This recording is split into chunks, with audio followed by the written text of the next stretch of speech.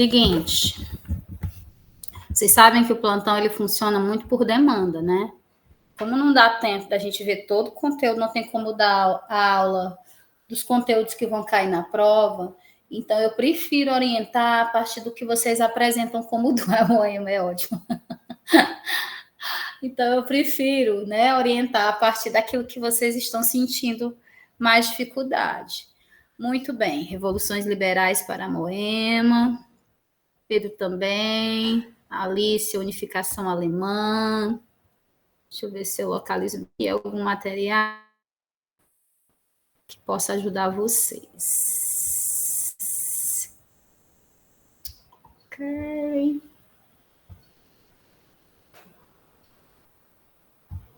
Uhum.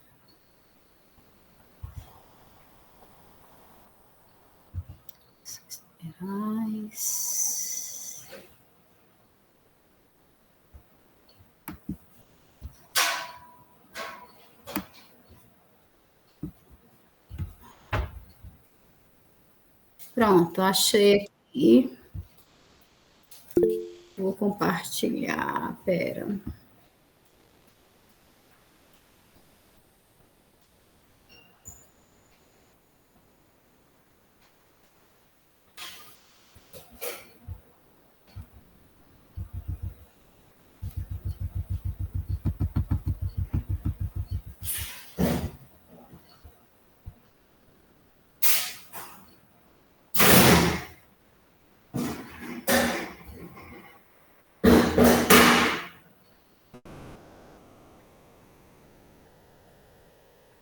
Só um minutinho, que tem um moço aqui fazendo um serviço, um ar-condicionado, de bem para ele fazer um pouquinho mais de silêncio.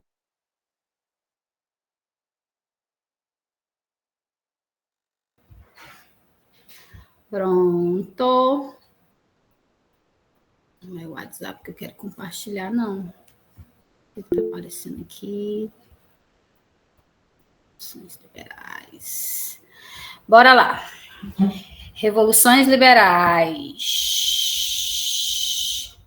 Primeira coisa que você tem que saber das revoluções liberais, que na verdade elas são consequências diretas de duas coisas anteriores e que eu não vou cobrar diretamente, que é as teorias iluministas, né, que vão lançar dúvidas sobre o modelo absolutista, a começar a instigar a mentalidade europeia em relação à participação política, em relação à cidadania, toda aquela bagagem teórica do iluminismo vai ser importante para você entender essas revoluções liberais.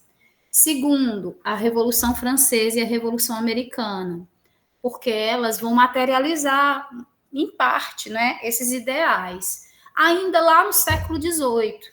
Mas aí a gente tem que lembrar uma coisa: o fato da Revolução Francesa ter sido lá no século XVIII, a Revolução Americana ter sido lá no século XVIII, não significa dizer que esses movimentos não vão continuar influenciando, porque vão.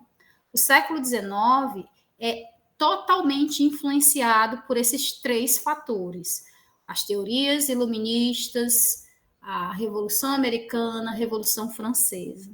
O nosso objeto de estudo é o século XIX. E aí a gente vai ter várias sequências desses movimentos políticos. E aí a primeira coisa que nos interessa, que aí sim cai na prova, né? O Congresso de Viena.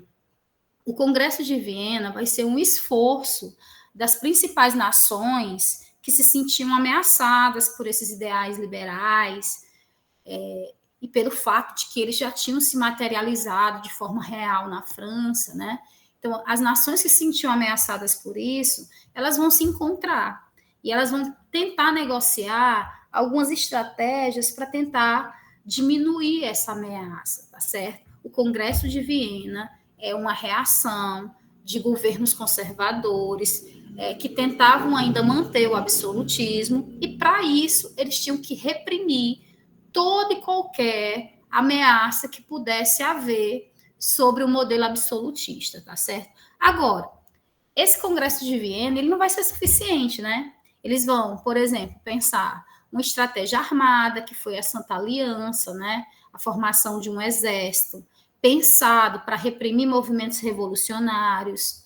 Eles vão começar a compartilhar informações, vai haver outros congressos ao longo do século XIX para também negociar essa reação conservadora, mas mesmo assim eles não vão conseguir. O êxito, a vitória do Congresso de Viena não é exatamente nesse ponto, né? Nesse sentido de reprimir movimentos revolucionários, ao longo do século XIX, o Congresso de Viena foi insuficiente, tá certo? Uma das características do século XIX são justamente as revoluções liberais. Movimentos organizados por elites burguesas, organizados por movimentos trabalhistas, por grupos nacionalistas. Pensem na Europa como um barril de pólvora. E de vez em quando começava a estourar algum movimento. E esses movimentos, o que eles têm em comum? O que eles têm em comum é porque eles contestavam os governos que estavam estabelecidos. Seja por uma questão econômica, exigindo leis trabalhistas, por exemplo, seja por uma questão política, exigindo que esses governos pudessem criar algum mecanismo para que a população pudesse participar da administração. Então, as revoluções liberais, elas são consequência de estímulos ideológicos ainda lá da Revolução Liberal, e mesmo que tenha havido um esforço gigantesco para reprimir esses movimentos, eles não vão ser reprimidos na sua totalidade, tá certo? Viu, Moema? Aí, a gente tem os exemplos desses movimentos revolucionários. Deixa eu passar para cá para ver se tem mais alguma coisa de revolução liberal. Eu não vou cobrar diretamente Revolução Francesa, viu, Larissa? Você apenas tem que lembrar que a Revolução Francesa vai ser uma experiência muito traumática para os governos europeus, porque as ideias que vão ser despertadas, né, com a Revolução Francesa e o fato da monarquia francesa ter sido tão atingida, isso vai ficar na memória das populações europeias, né? O que aconteceu na França, em muitos momentos, populações de vários outros países vão tentar repetir, ainda que isso não seja totalmente uma coisa que vai acontecer de forma bem sucedida, tá certo? Aí, vamos lá. Exemplos da primeira onda. Como eu falei para vocês, aconteceu em vários países. Aconteceu, por exemplo, na década de 20, aconteceu em Nápoles. Onde é que fica Nápoles? Atualmente na Itália, não é? Mas na década de 20 não tinha havido ainda a unificação italiana. Nápoles era um reino da Península Itálica. Aconteceu também na França, aconteceu na Rússia, mas esses 3 exemplos que eu falei para vocês não vão ser bem-sucedidos, porque os governos vão conseguir reprimir, certo? No caso da Grécia, aí sim, você tem um movimento que foi muito bem-sucedido, que conseguiu tornar o território grego uma nação independente do Império Turco-Otomano. Nesse caso, essa revolução, ela foi bem-sucedida. E que tipo de revolução era essa? Uma revolução nacionalista, que pregava a independência, já que os gregos não compartilhavam essa identidade do Império Otomano, certo? Um outro exemplo desse movimento, da década de 20, é a Revolução do Porto, porque lá em Portugal também a gente vai ter uma grande participação de grupos populares, com a participação da elite burguesa de Portugal, nesse caso, da Revolução do Porto em Portugal. Por quê? Porque a principal consequência dessa revolução foi a criação de uma monarquia parlamentar. Antes, o que existia em Portugal era uma monarquia absolutista, né? A partir desse momento, você tem um parlamento, você tem uma constituição, você tem a participação de setores burgueses no parlamento através de eleições. Não é que o rei tenha sido eliminado, mas agora ele não mais exerce a função de governo, tá? Então, primeira onda das revoluções burguesas, tivemos o caso da Grécia, que foi bem sucedido, nesse caso uma revolução nacionalista.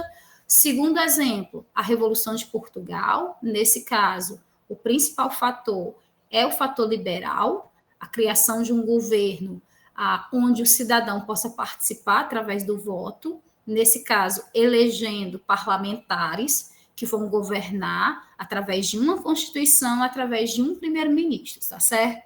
Agora, e o restante da Europa?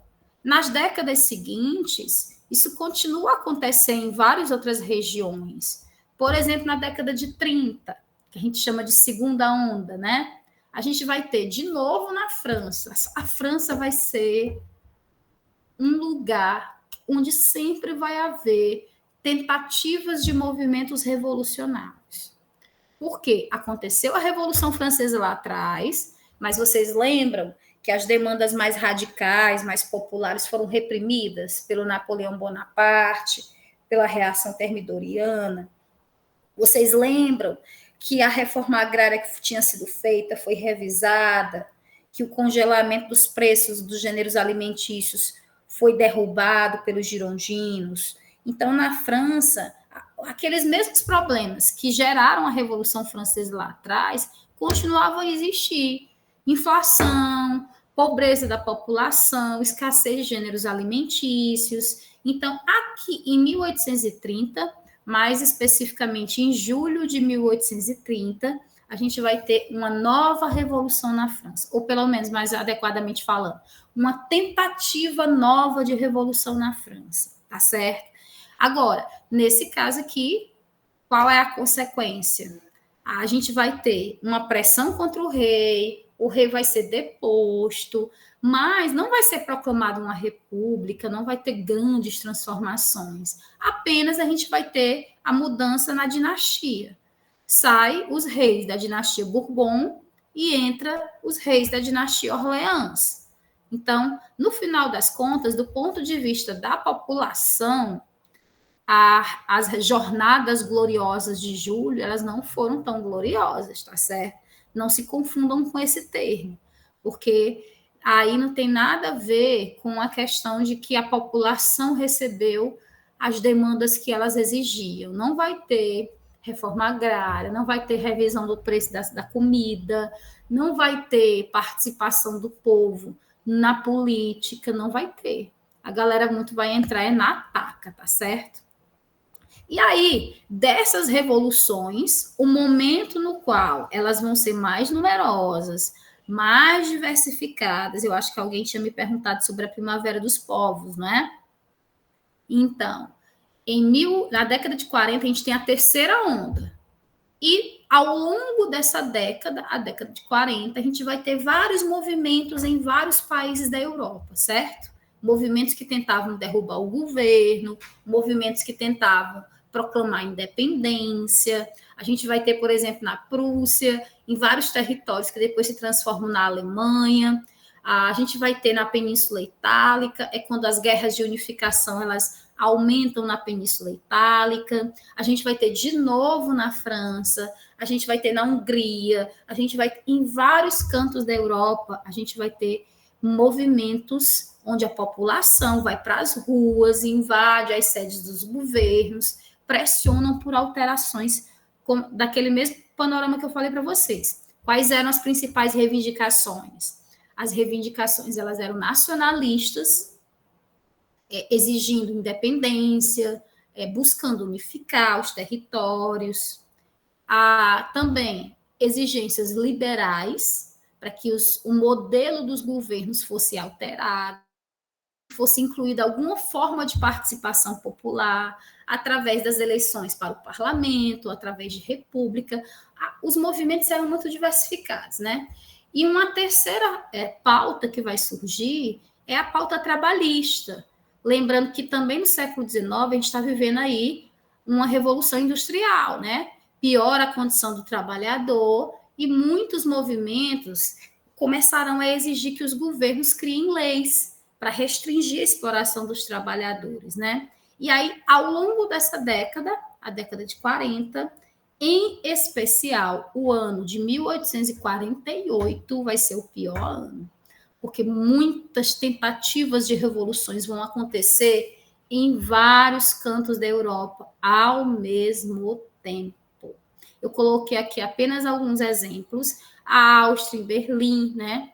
No caso, é quando a Prússia se transforma em uma monarquia parlamentar. Na Hungria, em vários cantos a gente vai ter esses movimentos revolucionários. O que mais interessa para a gente em relação à Primavera dos Povos é justamente isso. A diversidade das exigências, a quantidade dos movimentos que vão acontecer ao mesmo tempo. Então, quantidade, diversidade e simultaneidade, porque acontecem ao mesmo tempo. Se acontecem ao mesmo tempo, a gente consegue perceber como a estabilidade dos governos absolutistas não consegue mais se sustentar, né? É muito mais difícil reprimir quando acontece ao mesmo tempo, tá certo? E aí, óbvio que uma marca desses movimentos é violência. Os exércitos vão avançar sobre a população que estava na rua se manifestando, tratando essa população como inimigos do Estado, né? Como terroristas. Então, a violência da repressão também vai ser uma grande característica desse momento. Agora, de novo, em alguns momentos, em alguns territórios, a gente vai ter mudanças e em outros, não. A gente vai ter mudanças na Prússia, com a monarquia constitucional, na Boêmia, na Áustria, né? Mas em outros, não. Qual é o lugar onde esse mapa aqui como é legal? Ele mostra os territórios principais onde a gente vai ter essas tentativas de revolução em 1848. Agora, qual é o lugar, qual é a nação onde simplesmente essas tentativas de revolução não conseguem estabelecer realmente uma mudança? A França.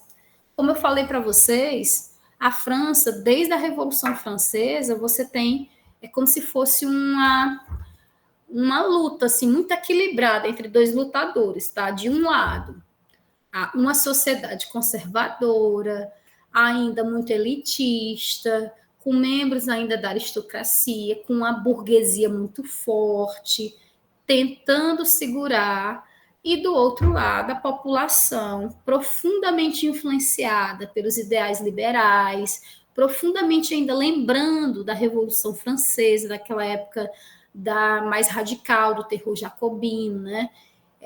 Tentando mudar. Então, de um lado, a galera tenta mudar, do outro, a galera tenta segurar a mudança. Que mudança, professora? A mudança política. Gente, período contemporâneo, que é o que a gente estuda na segunda série, basicamente é um período de séculos e séculos onde uma coisa continua sendo um problema não resolvido, que é a participação política. Afinal, quem é que é cidadão? Quem é que tem direito de governar? Quem é que tem direito de ser escutado, de ser ouvido sobre aquilo que importa para a sua vida, aquilo que interessa para a sua vida?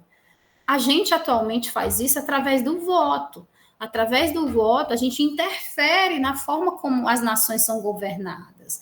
A gente interfere no tipo de leis que vão ser criadas. O que a gente tem hoje no Brasil é resultado de um processo muito longo de tentativas, de experiências, aqui no Brasil e em vários cantos do planeta, né?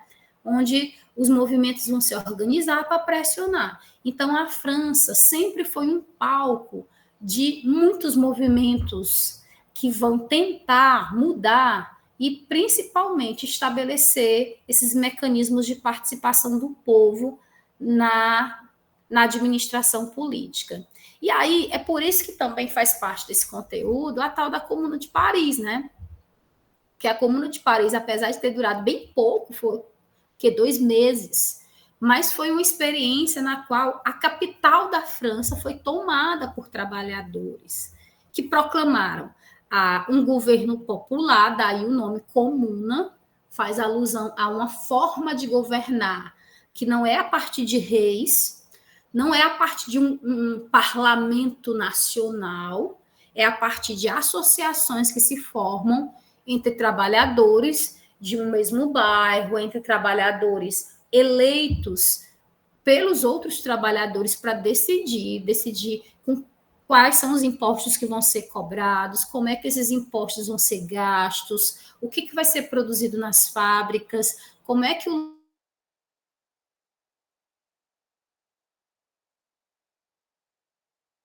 Comuna de Paris foi uma revolução muito pequena, que durou cerca de 2 meses por aí, mas durante esses 2 meses a gente vai ter essa experiência de um governo formado a partir das demandas e com a participação da população. E aí não tem a ver com critério de renda. Na Comuna de Paris, isso foi abolido. Né? O voto a partir do critério de renda. Não existia critério de renda. Não existia critério de alfabetização. Então, foi uma experiência na qual o trabalhador analfabeto, pobre de Marredecê, participou de uma experiência dele votar, dele escolher o que ia ser decidido para o governo da capital da França, a Comuna de Paris, uma revolução restrita a Paris, a capital da França, tá certo? Talvez por isso tenha durado muito pouco, né? Porque ficou fácil reprimir. A cidade foi cercada pelo exército da comuna, ou foram presos ou foram executados, né? Tá certo?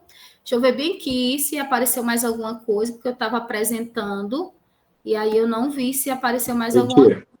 Exato.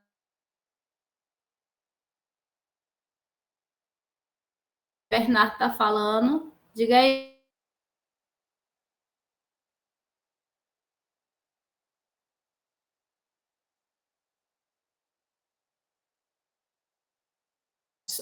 A igualdade, dentro daquele contexto, foi a mais revolucionária possível. Porque foi a primeira experiência real onde política é resultado da decisão de pessoas. Não necessariamente precisa ter dinheiro. Não existia critério de renda, não existia critério de alfabetização, mas ainda assim, quando a gente compara com o modelo político hoje, né, a gente ainda tinha algumas coisas. Por exemplo, a mulher não votava, certo? Então, quando compara com hoje, não é tão amplo, mas dentro daquele momento foi absurdamente revolucionário. E o que tem de mais revolucionário na Comuna de Paris? A abolição do critério de renda e do critério de alfabetização, tá certo? Beleza, Bernardo? Valeu. Entendi. Analícia, a comuna foi em 1871, mas, no final das contas, ela representa, como você falou e muito bem, o final da terceira onda. É porque a terceira onda ela começa na década de 40, como eu falei para vocês, vai ser muitos movimentos, alguns vão ser reprimidos mais rapidamente, outros vão ficar incubados e vão depois aparecer novamente lá na frente, tá certo? Então, a Comuna de Paris é considerada, digamos assim, o fim da terceira onda revolucionária do século XIX, beleza? Unificações, muito bem, dona Sofia, hoje, que acordou de manhã, tomou um café muito plena, ficar ligada. A relação das unificações com a participação da Itália e da Alemanha nas guerras mundiais. Beleza. Seguinte, não sei se tem aqui nesse slide alguma coisa de unificação. Eu queria mostrar para vocês um mapa, mas eu acho que esse daqui dá. Pronto, esse aqui dá. Muito bem. Eu não vou cobrar diretamente a Primeira e a Segunda Guerra Mundial, mas eu estou preparando o terreno para que lá na frente vocês entendam essas guerras. Por quê? Porque a Primeira e a Segunda Guerra Mundial vão ser guerras imperialistas, guerras nacionalistas, né? Guerras que vão ser travadas por nações que, de certa maneira, acabam com todos os esforços diplomáticos e passam agora a competir a partir de uma competição armada. Mas lá na frente, na Primeira Guerra Mundial, a gente tem uma competição armada, mas ela é resultado desse processo progressivo de escalada de uma competição entre as nações, tá? Inicialmente, essa competição entre as nações é uma competição capitalista, em busca de mercados consumidores, a partir de ideais nacionalistas. Inicialmente, essa competição era entre Inglaterra e França. Eles eram, digamos assim, rivais mais antigos. Só que ao longo do século XIX, apareceram outros rivais, e muito poderosos, principalmente a Alemanha, mas também a Itália, a Áustria, né? Desculpa. Então, o que eu tentei explicar para vocês é como esse jogo de uma competição comercial, de uma competição capitalista, competição imperialista, ele se torna um jogo muito mais perigoso. Por quê? Com o aparecimento da Itália, com o aparecimento da Alemanha, com o fortalecimento do Império Austríaco, de certa maneira, vira uma situação muito intransigente. Essas nações até tentaram negociar. O Congresso de Viena foi uma tentativa. Lá no final do século XIX, o Congresso de Berlim, a Conferência de Berlim, foi uma última tentativa, mas não tinha como sustentar mais essas negociações, porque todas essas nações tinham a mesma necessidade: ampliar mercados consumidores.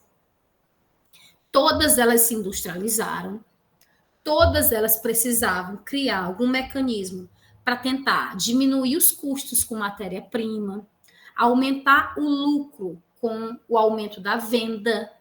Como é que você aumenta a venda, a quantidade de venda de consumidores dentro de uma Europa onde todos os países estavam passando pelo mesmo processo de industrialização? Então, o mercado europeu estava saturado, tornou-se insaturado, né? Saturado. Por quê?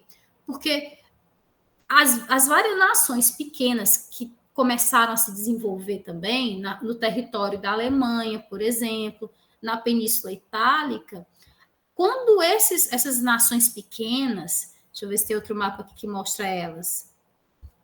Vou até ampliar esse aqui. Eu acho que ele visualiza melhor.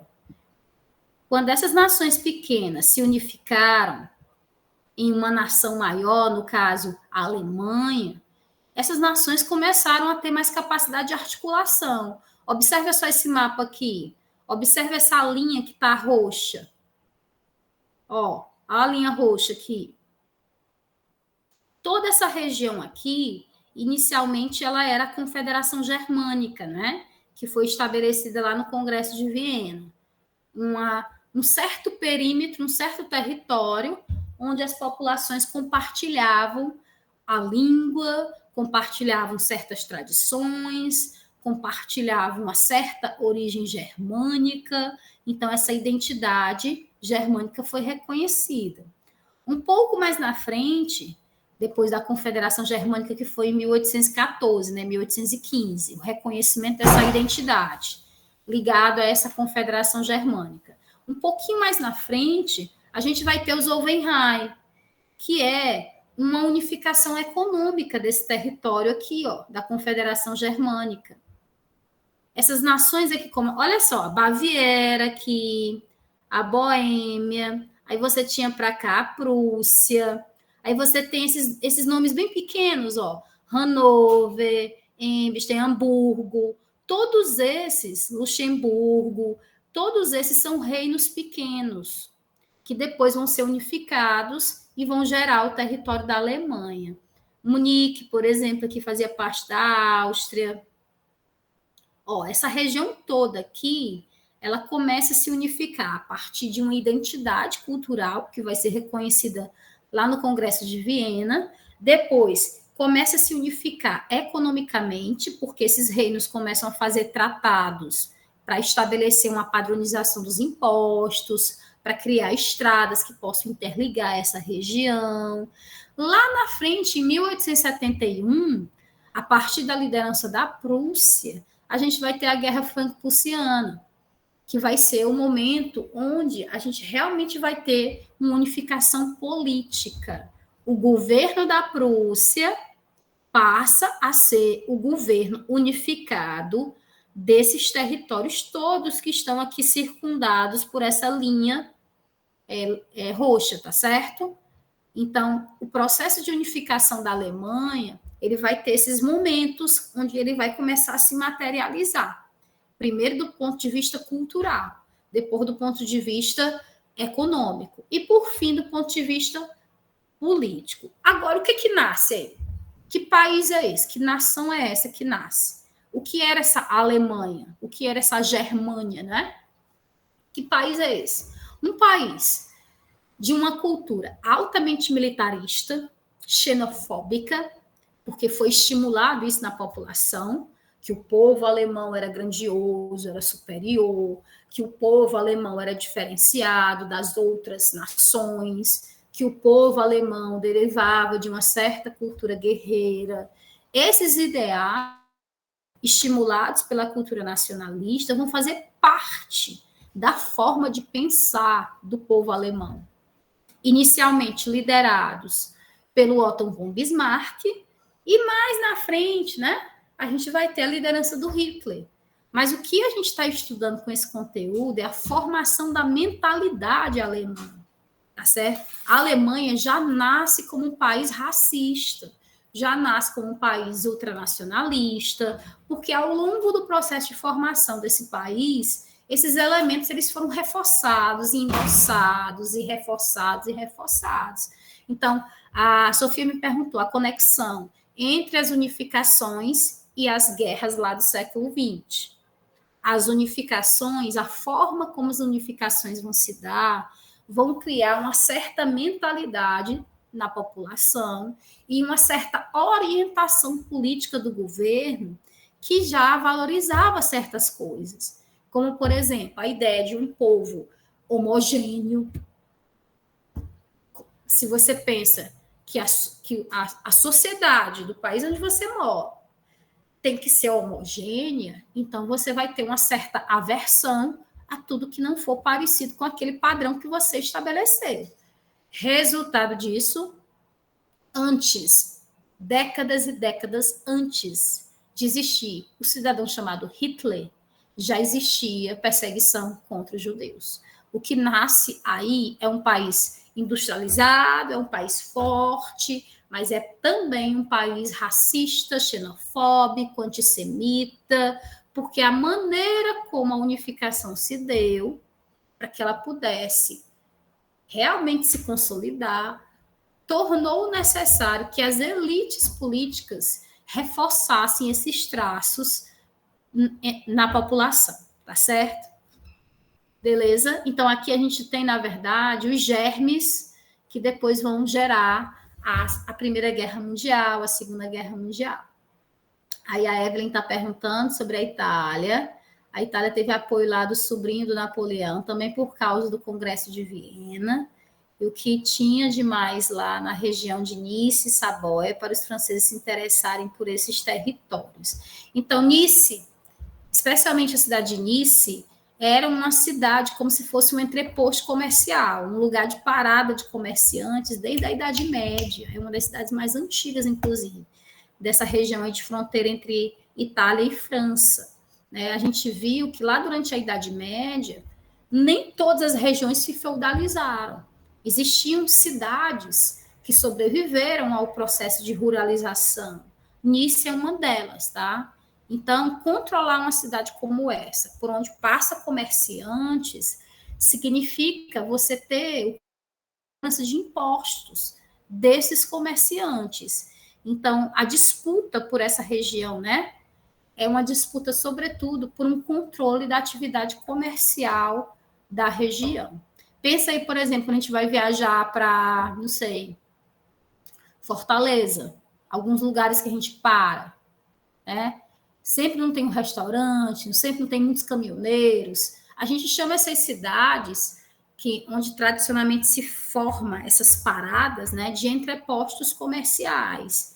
e acabam se tornando estratégicas para controlar a atividade comercial e o trânsito de pessoas, tá bom? Porque o norte foi onde a unificação foi mais bem sucedida. Por vários motivos. Ótima pergunta, Alicia. Primeiro, na região norte da Itália, ela está falando da Itália, vou mostrar aqui. Na região norte da Itália, aqui Piemont, tá vendo? Não sei se dá para aparecer aqui a seta, o reino de Piemont, ao norte. Aqui, ó. Vamos lá, Piemont, Milão, tá vendo? Aqui tem atualmente a Suíça. Essa regiãozinha aqui mais ao norte era a região de menor influência da Igreja Católica. Então, os reis que governavam esses reinos aqui do norte, eles, de certa maneira, tinham uma maior autonomia para comandar exércitos, para tomar decisões sobre o governo dessa área. É um dos fatores. A Igreja Católica, ela dominava mais essa região aqui mais central dos estados pontifícios. No norte, existia uma autonomia política maior desses pequenos reinos. Segunda informação que é necessária, nessa regiãozinha aqui ao norte, você vai ter um discurso melhor para você explorar. Porque essa região foi alvo de tentativas de invasões, tanto da França quanto da Áustria. Então, você tinha um argumento do inimigo. Então, é necessário a gente se unificar, criar um governo mais central, mais forte, para a gente se defender dos inimigos que estão à espreita. Gente, o controle de um povo sobre o outro significa cobrança de impostos, significa, às vezes, a mortalidade da população civil, significa a invasão de pequenas vilas, povoados. Quando um exército inimigo invade uma região, não existe respeito nenhum. As igrejas são saqueadas, as fazendas também são saqueadas, incendiadas, roubadas, os homens são assassinados, as mulheres são estupradas. Então, o fato dessa região ao norte ter sido alvo de muitas tentativas de invasões da nação França e também da Áustria vai trazer essa possibilidade do rei de Piemont, por exemplo, usar esse argumento. A unificação é a melhor saída para que a gente se proteja desses inimigos que estão próximos e estão à espreita de qualquer momento de fragilidade que a gente tem. E um outro detalhe é que também nessa região ao norte você tinha cidades, também desde a época do Renascimento, e essas cidades foram desenvolvendo uma economia que foi passando, né? A economia comercial, aí as manufaturas, pequenas indústrias. Então, você tinha uma pequena elite burguesa que, digamos assim, foi se fortalecendo nessa região ao norte. São vários fatores. Alguns deles são esses que eu apontei para vocês, que, de certa maneira, diferenciavam essa região mais ao norte da Itália. Então, a unificação da Itália vai se dar a partir principalmente da atuação desse reino bem aqui, ó, do reino de Piemont, tá certo?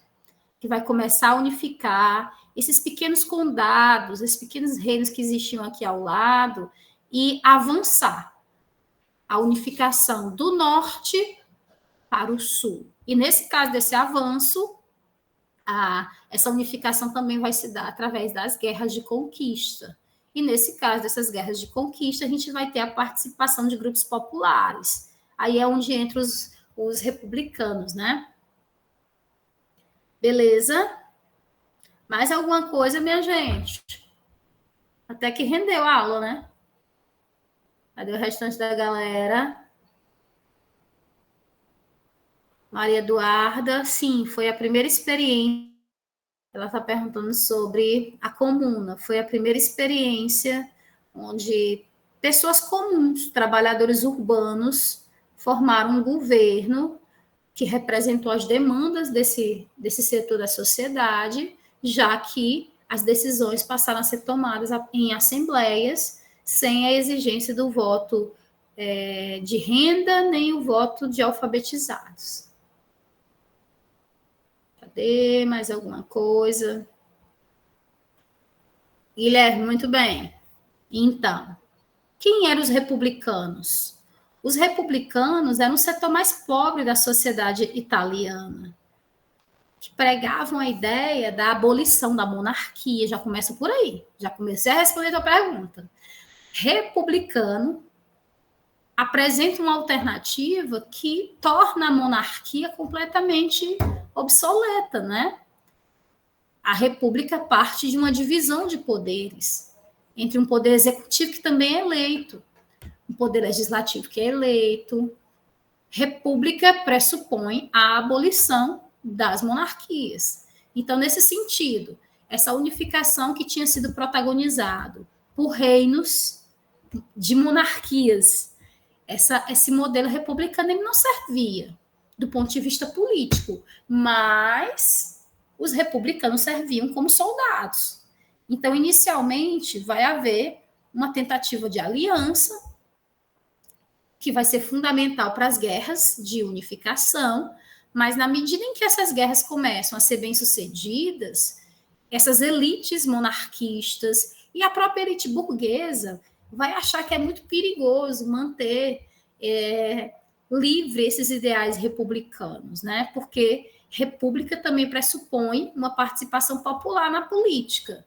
Se o indivíduo tem direito político de participar, ele pode usar esse direito político para criar leis sobre outras coisas, sobre educação, sobre trabalho, não é isso? Então, o modelo republicano se mostrava uma ameaça às elites que estavam à frente da unificação, seja a elite monarquista, seja a elite burguesa, que vão se unir e vão tentar fazer uma conciliação que interessasse a elas, mas que não incluísse o povo exatamente. Por isso que o modelo político que predomina na Itália, com o tempo, né, é a monarquia parlamentar, mas sem a participação de pobre, tá certo?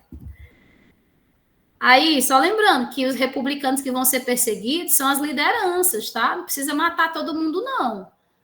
Basta você prender os líderes, certo? A Evelyn, a franco-prussiana, o Otto von Bismarck, aqui no caso a Alicia. Muito bem, para a gente finalizar. Bem, qual o significado da Guerra Franco-Prussiana? O que motivou essa guerra? Gente, em alguns lugares vocês podem até ler que foi a França que declarou guerra. Mas, na verdade, quem declara guerra efetivamente é o governo da Prússia. O governo da Prússia vai usar a guerra para dizer o seguinte: olha, a gente precisa também de uma união política, porque para a gente ter um exército, a gente precisa ter um governo que centralize os impostos, que possa promover o pagamento dos soldados, comprar armas. E por que a gente precisa disso? Porque o nosso inimigo não nos respeita. O governo da França vai ser acusado de diminuir, de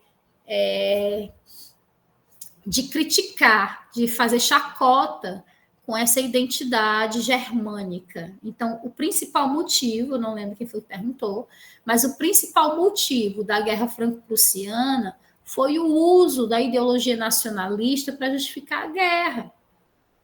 Tá certo?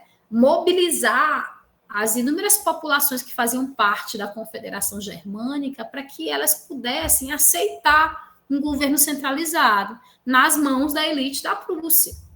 Então, o nacionalismo foi o recurso usado, mas o que estava em jogo no final das contas? Estava em jogo aqui uma regiãozinha de fronteira da França com a Alemanha que tem minério de ferro, que é a região de Alsácia e Lorena, que tem carvão mineral. E para que servem essas matérias?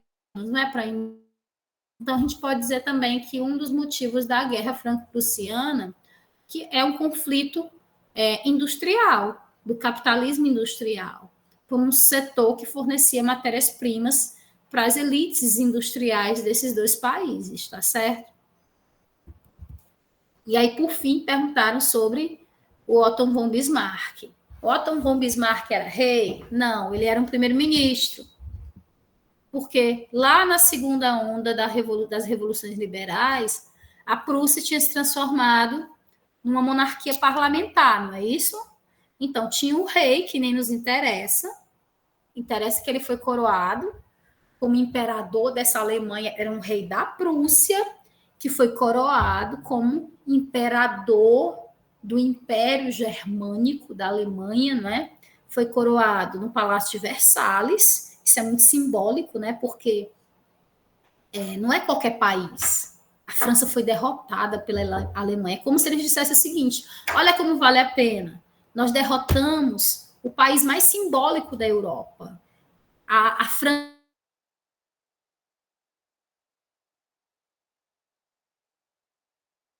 o Exército Nacional Francês, e coroamos o nosso rei na sede do governo deles.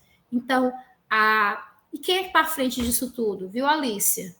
Não é exatamente o rei. O rei é um personagem simbólico. Mas quem está à frente disso é o primeiro-ministro, esse cidadãozinho chamado Otto von Bismarck.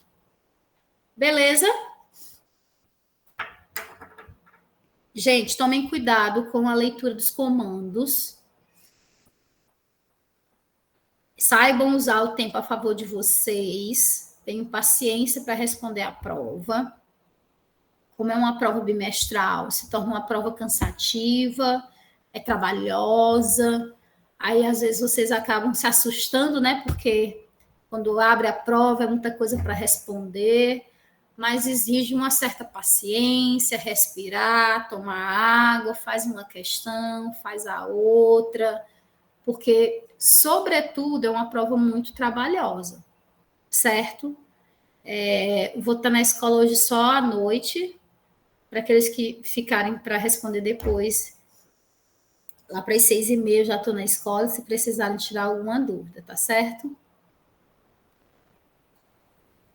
Mais alguma coisa? Demoema? Cadê titio?